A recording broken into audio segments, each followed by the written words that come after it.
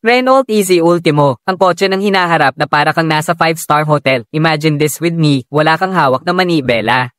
Wala kang iniisip na traffic. Wala kang iniintinding gas. Pero, nasa isang glass roof, AI-powered, velvet-seated luxury suite ka na gumagalaw sa kalsada. Hindi ito panaginip. Ito ang Renault Easy Ultimo, isang self-driving electric car na parang mini hotel sa ganda at elegance. Today, pag-uusapan natin kung bakit ito ang pinaka-futuristic luxury car concept na ginawa ng Renault at bakit exciting ang future ng transportasyon. Let's go! What is the Renault Easy Ultimo? So ano nga ba ang Renault Easy Ultimo?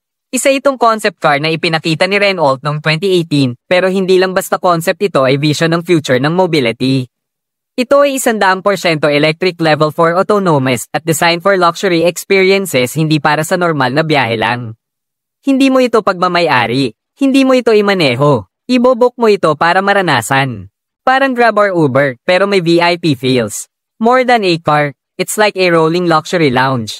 Kapag nakita mo to in real life, unang reaction mo, mapapawaw ka na lang talaga. Anong klaseng spaceship to? The design is like a moving crystal with geometric panels na parang galing sa future. May giant glass canopy na tinted for privacy. Wheels na parang decorative art. At may side door na bumubukas pa slid parang secret entrance sa VIP room. Ang ganda, hindi mo iisipin kotse siya.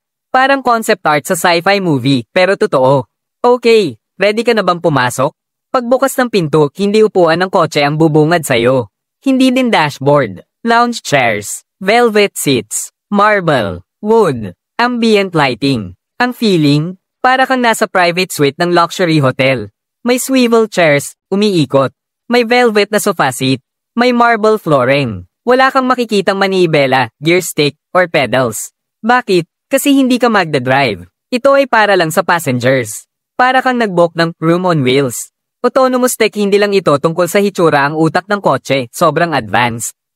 Level 4 autonomous driving self-driving car na kayang bumiyahe sa halos lahat ng sitwasyon without human input. May leader, radar, cameras, GPS, AI 360 degree awareness sa paligid. Zero emissions kasi fully electric. May connectivity system para updated ang ruta, traffic, at surroundings. Ibig sabihin, papasok ka sa Easy Ultimo. Uupo, magsa-start ang kotse, at dadalhin ka sa destination na parang VIP guest. Ngayon, tanong, bakit gumawa ang Renault ng ganito? Simple, gusto nilang baguhin ang konsepto ng kotse. Hindi na ito tungkol sa horsepower. Hindi na ito tungkol sa top speed. Ito ay tungkol sa karanasan. Isipin mo to, papunta ka sa airport ayaw mo ng stress, gusto mo relax. Papunta ka sa business meeting gusto mo makapag-review sa biyahe. May special date gusto mo ng romantic ambience. Dito papasok ang Renault Easy Ultimo, Luxury on Demand. Mobile lounge, hotel room with wheels. Hindi para sa lahat ng araw pero perfect para sa mga moments that matter.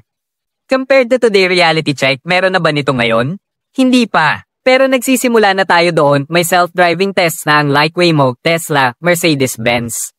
Luxury electric cars are now mainstream. Hello, Lucid, Tesla Model S, BMW i7. Pero ang Easy Ultimo, it's not just a car, it's a lifestyle vehicle concept. Ito ang sagot sa tanong, what if your ride was just as meaningful as your destination? So ayun, ang Renault Easy Ultimo ay hindi lang kotse. Isa itong vision ng hinaharap. Isa ito reminder ng future transportasyon ***, hindi lang basta paggalaw mula point A to B. Pwede rin itong maging luxury, relaxation, experience. At oo, wala pa tayo doon ngayon. Pero kung ganito ang hinaharap, gusto ko nang sumakay.